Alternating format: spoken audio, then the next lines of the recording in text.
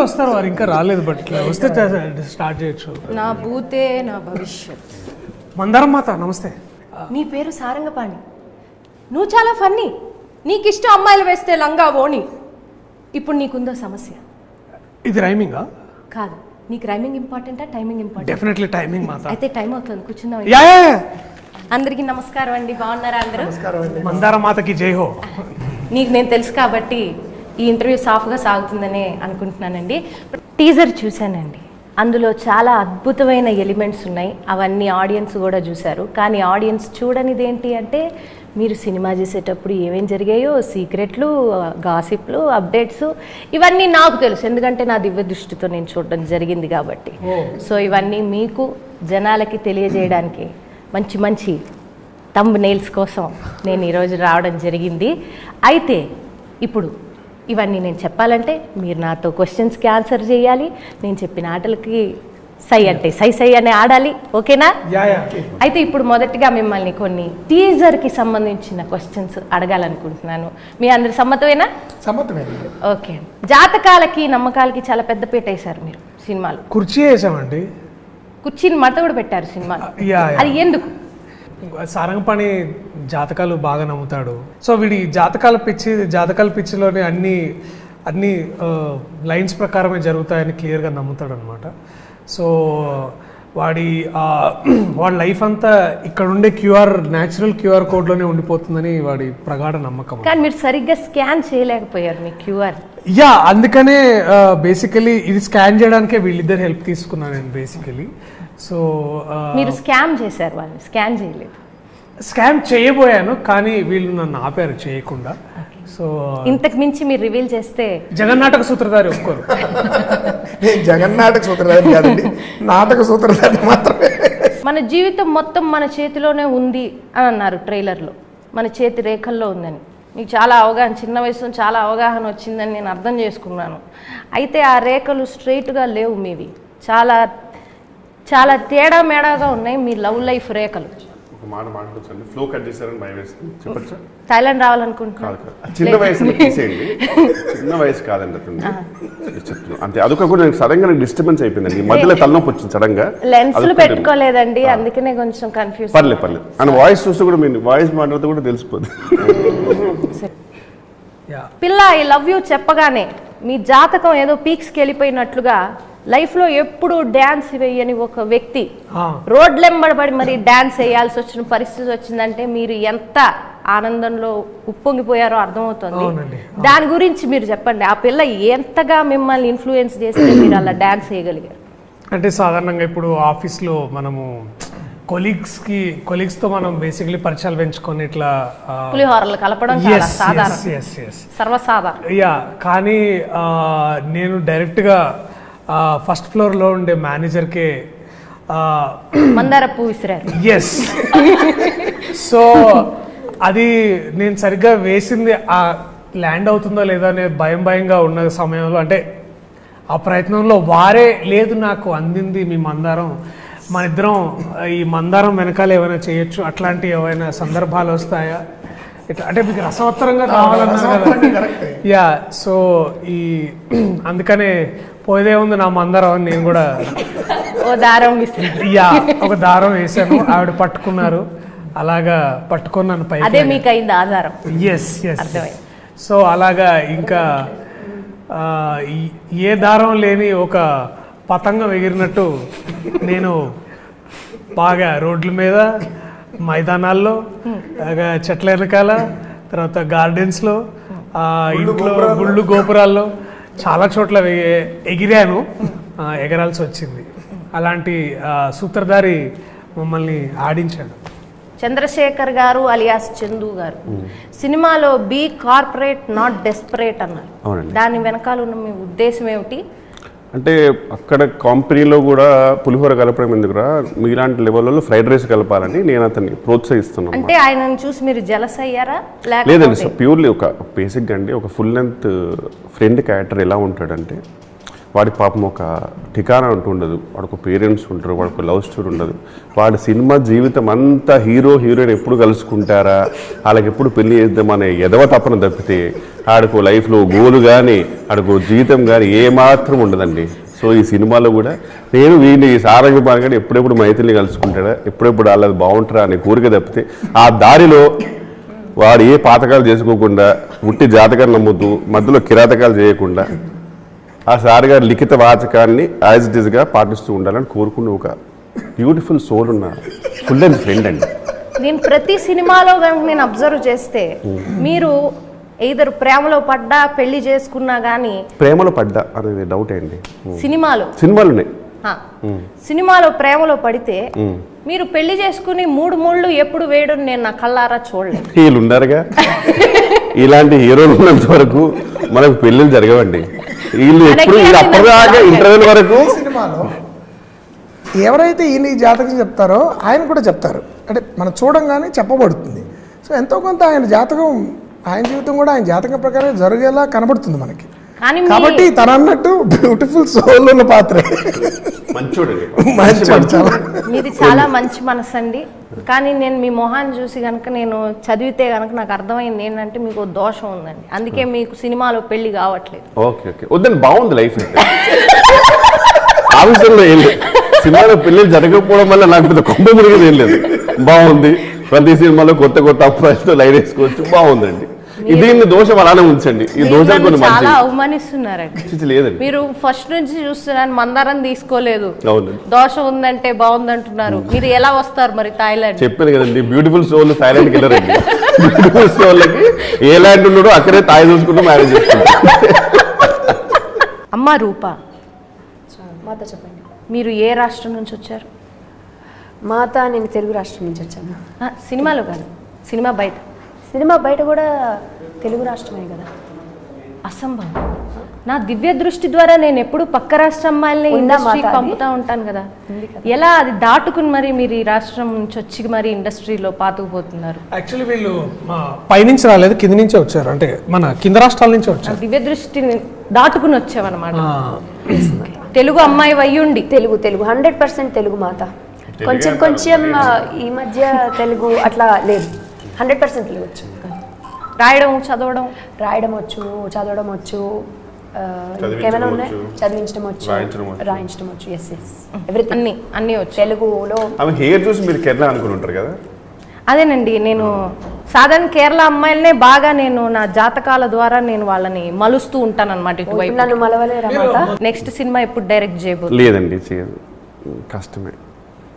అంటే సొసైటీ గురించి ఆలోచించి చేస్తే బాగుంటుంది, విరమించుకుంటున్నాను. చేస్తే మీకు బాగుంటుందేమో, మీ క్యారెక్టర్ ఉంటుంది కానీ సొసైటీ అనేది బాగుంటుంది.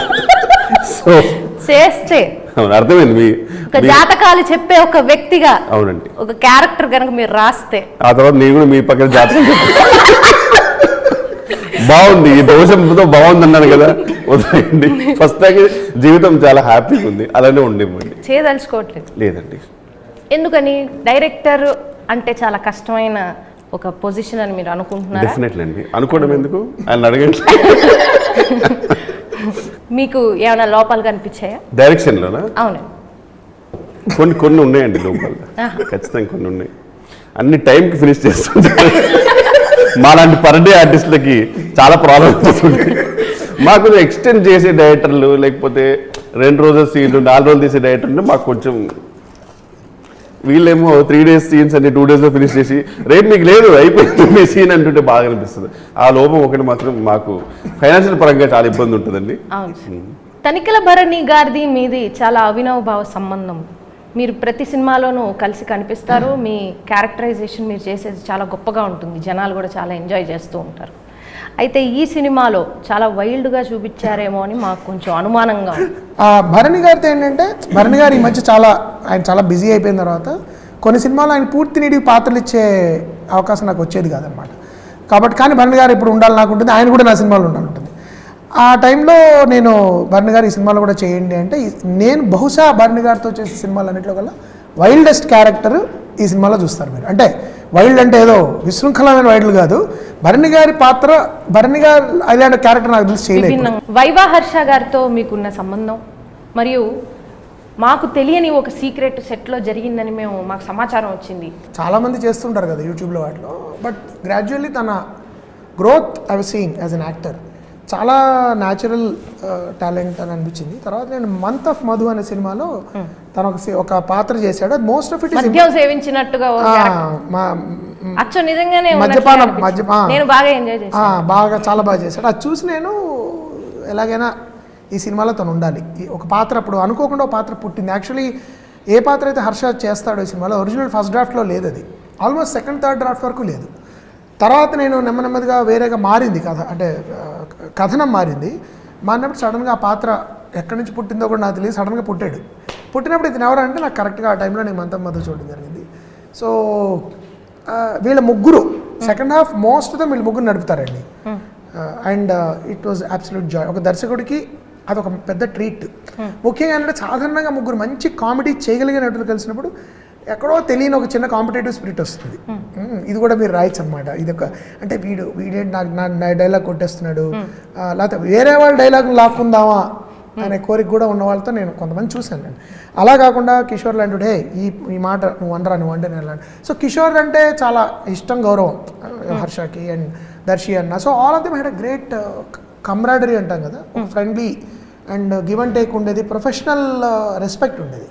దానివల్ల వాళ్ళ ముగ్గురు చేసే సీన్స్ ఆ second half almost 80% second half వీళ్ళు ముగ్గురే నడుపుతారు. So that's a feast. As a director I was enjoying it. మనకి పని చాలా తగ్గుతుంది. ఉద్దండ పిండాలతో మీరు యాక్టింగ్ చేసేటప్పుడు, చాలా గొప్ప గొప్ప వ్యక్తులతో చేసేటప్పుడు స్టాండ్ అవుట్ అవ్వడానికి మీరు ఎలాంటి చర్యలు తీసుకుంటారు లేదా తీసుకోరా? నేను అసలు స్టాండర్డ్ అవ్వాలని ఏమాత్రం చర్యలు దాని గురించి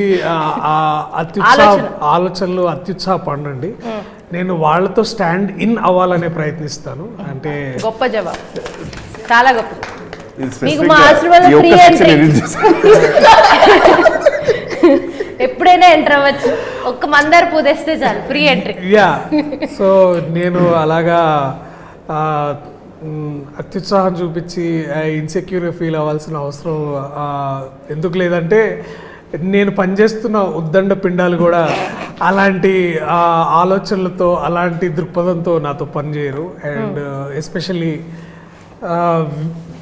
వీరు వీరు సృష్టించిన ఈ సారంగపాణి ప్రపంచంలో ఐ థింక్ అలాంటి వాళ్ళకి అవసరం, అంటే అలాంటి వాళ్ళ చోటు జనరల్లీ దొరకదు. సో యా, నాకు నేను స్పెసిఫిక్గా దాన్ని ఏం పెద్ద దాని గురించి పెద్ద కష్టపడాల్సిన అవసరం ఏం లేదు. ఎవరు లేని ఫోటోజెనిక్ యాక్టర్స్ ఉంటారు కదండి, ఫోటోజెనిక్ అంటే అలా నా ప్రకారం దర్శి ఈజ్ లైక్ ఎడిటోజెనిక్ హీరో. ఈయన ఎట్లుంటుంది అంటే స్టాండ్ అవుట్ అవ్వడు, ఎందుకంటే ఆ సెట్లో ఈవెన్ మానిటర్లో చూసినా సరే మీకు దర్శి పెద్దగా ఏం చేయలేదు అన్న ఫీలింగ్ ఉంటుంది. ఎడిటింగ్కి వెళ్ళిపోయిన తర్వాత మీకు యాక్చువల్ జెన్యున్గా తెలుస్తుంది వాట్ హీ డిడ్ అని. సో అలాంటి actor like the first day we were shooting, అంటే ఈ సినిమాలో మీరు చూస్తారు కదా కుమారి ఆంటీలా ఉన్న టీజర్లో కుమారి ఆంటీలాగా ఉండేవాడు జాలీ జోసెఫ్లా తయారయ్యేవాడు. అది బేసికలీ అన్న ఎడిషన్. అదంటే that is actually classic example of Kishore's edition. So నేనేమన్నా అంటే ఇప్పుడు అలాంటి స్పేస్ క్రియేట్ చేస్తారు కాబట్టి ఆ స్పేస్ని వారు బాగా వాడుకుంటారు. ఎస్, సో అలాగా నేను దానికి తగ్గట్టుగా మలుచుకోవడం కానీ లేకపోతే దట్ కొలాబరేటివ్ వర్క్ చాలా స్పీడ్ బెటర్ ఉంటుంది. అంటే బెటర్ అంటే ఏంటంటే ఇప్పుడు you work with somebody like Kishore అన్న, you can only be better and మీరు ఫెయిల్ అయ్యే ఛాన్సెస్ చాలా తక్కువ ఉంటాయి. సో అట్లనే the same goes with many other actors. అంటే ఈవెన్ కల్పలత గారు అలాగా వడ్లమణి శ్రీనివాస్ గారు వారి పేరెంట్స్ చేస్తారు దీంట్లో. So all of that. So ఇదంతా ఏంటంటే ఇంత ఇఫ్ యూ ఇదంతా జరగడానికి కారణం ఏంటంటే సార్ ఇట్లా కీ వదిలేస్తారు అనమాట, ఇట్లా రెడీ. సో ఇట్స్ లైక్ అలాంటి సిచ్యువేషన్ ఎప్పటికప్పుడు క్రియేట్ అవుతుంది కాబట్టి మనకి ఇలాంటి ఆణిముత్యాలు మనం చూస్తాం, బయటపడుతూ ఉంటాయి. ఎస్. సాధారణంగా కామెడీ జానర్లో కానీ ఇలాంటి ఫన్ జానర్లో వచ్చిన మూవీస్ని హిందీలో పార్ట్ 1, పార్ట్ 2, పార్ట్ 3 అని అలా తీసుకుంటూ మంచి ముందుకు దూసుకెళ్ళిపోతున్నారు. మీకు అలాంటి ఉద్దేశాలు ఏమైనా ఉన్నాయి? ఈ మధ్య ఒక నటుడు ఈ సారంగపాణి జాతకంలో ఒక పాత్ర చేశారు, మంచి నటుడు తను, కృష్ణ చైతన్య కదా, కృష్ణ తేజ్ అనుకుంటా. తను బయటకు వచ్చి సార్ నెక్స్ట్ సినిమాలో మీరు కొంచెం పెద్ద పాత్ర ఇవ్వాలి sir, I want be part of ICU అన్నాడు. ఐసీయూ ఏంటి బాబు అన్నాడు. అంటే ఇంద్రగంటి సినిమాటిక్ యూనివర్సిటీ, నా పేరు మాత్రం పెట్టదు బాబు, I don't want you to be in ICU అని చెప్పాను. సో అలాంటి యూనివర్సల్ నాకేం ప్లాన్ లేదండి. అసలు నేను రెండో పార్ట్ మూడో పార్ట్ అంటే ఒక దానిలో చెప్పలేము, 2-3లో కూడా చెప్పలేము బహుశా. బట్ ఒక్కొక్కప్పుడు కొన్ని ఇప్పుడు లార్డ్ ఆఫ్ ద రింగ్స్ ఉంది ఫర్ ఇది ఎగ్జాంపుల్. చాలా చాలా కీలకమైనటువంటి స్టేట్మెంట్. నేను దాని వెంటనే దాని ఎక్స్ప్లెనేషన్ ఇస్తున్నా కంగారుగా. మీరు ఎటు వెళ్తున్నారో నాకు అర్థమైంది. మీరు తమ్మునే వెళ్ళిపోతున్నారు కదా. నేనే ఉంటానండి లార్డ్ ఆఫ్ ద రింగ్స్ లాంటి ఒక సాగాలు ఉంటాయి. సాగాలు will work. So sometimes అంటే సాగదీయట్లా అది ప్రాబబ్లీ మీ సాగదీయడం నుంచి సాగ కూడా వచ్చింది, మళ్ళీ అటు నుంచి ఇటు వచ్చిందేమో నాకు తెలీదు. కానీ కొన్ని కథలు ఒక స్కేల్ పెద్దగా చెప్పాల్సి వచ్చిన కథ ఒరిజినల్గా రైటర్ కనుక రాసుకుని ఉంటే 1s and 2s will work probably. అలా ఇప్పుడు రాబోతున్న కొన్ని సినిమాలు మీరు ఏ ఉద్దేశంతో నన్ను కాంట్రవర్సీలు ఇరికించాలని ట్రై చేస్తున్నారో అర్థమైంది. కానీ అవి ప్రాబబ్లీ ఇప్పుడు బాహుబలి 1 and 2, ఇప్పుడు Pushpa 1 and 2, these are all probably conceived as sagas. But కొన్ని సినిమాలు నేను ఇప్పటివరకు అలాంటి కథ రాయలేదు, నాకు పెద్ద ఇంట్రెస్ట్ కూడా లేదు. I believe in that 2 hours 15 minutes 20 minutes ఒకవేళ బాగున్నా కూడా దాన్ని అలా వదిలేయడం బెటర్. చాలామంది అష్టాచమ్మ 2 తీయమని అడిగారు, కానీ వద్దండి అనవసరంగా అప్రతిష్ట పాలవుతామని. ఒకప్పుడు పార్ట్ 2s బాగుంటాయండి. ఇప్పుడు మున్నాభాయ్ చాలా బాగుంది ఫర్ ఎగ్జాంపుల్. అలా గాడ్ ఫాదర్ 2 నాకు చాలా ఇష్టం, ఫస్ట్ పార్ట్ కంటే బాగుంటుంది. అది ప్రతిసారి జరగకపోవచ్చు. అది బేసిక్గా నన్ను ఈ మూవీ ప్రొడ్యూసర్ గారు ఇక్కడ పంపడం జరిగింది. ఆయన మా ఆశ్రమంకి వస్తూ ఉంటారనమాట. సో ఆయన మీ అందరి ఎనర్జీస్ చాలా డౌన్గా ఉన్నాయని చెప్పి మీకు అందరికీ మంచి ఎనర్జీ పంపాలని చెప్పి నన్ను పంపారనమాట. కామెడీ ఒక్కటే మనం కలెక్టివ్గా కూర్చుని అందరితో తెలియని వాళ్ళతో కూడా కలిసి చూసి ఎంజాయ్ చేసే జానర్ అది. అండ్ నాకు అది ముఖ్యంగా నేను అలా పెద్ద పెద్ద మంచి కామెడీలు అలా ఎంజాయ్ చేసిన సందర్భాలు చాలా ఉన్నాయి. కాబట్టి నేను ఎప్పుడు చెప్తాను సకుటుంబ సపరివార సమేతంగా పరపరివార సమేతంగా కూడా వెళ్ళండి, పక్కన వాళ్ళు కూడా తీసుకెళ్ళండి. It's a wholesome family entertainer for a holiday season. Half yearly exams ఒకవేళ ఆ టైంకి మీకు అయితే this film will complete your pass అయ్యే లోపల చూసేయండి, తర్వాత ఎలాగో నవ్వే అవకాశం. మీరు బయటికి వెళ్ళి షాపింగ్కి వెళ్తే అటు నుంచి సినిమాకి వెళ్ళండి, భోజనానికి వెళ్తే తర్వాత వెళ్ళండి, but it will complete your day. So that is the best thing I can say about Sarangapani Jathakam. Watch it only in theatres.